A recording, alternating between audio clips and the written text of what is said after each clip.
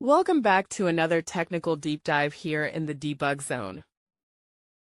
Today we're tackling a big question and breaking it down with insights from other users. Hopefully this clears up some misconceptions and helps you get the answer you need. So buckle up, stay a little curious, and let's jump right in.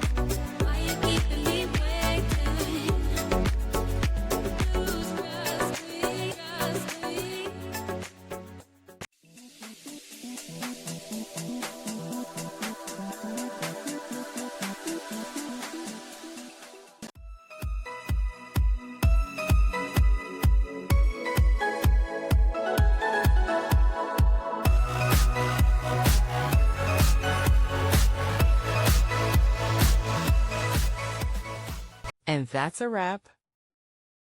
I hope you found the answer you were looking for. If you did, take a second to hit that subscribe button. It really helps out. And let me know in the comments which solution worked best for you. See you next time in the debug zone.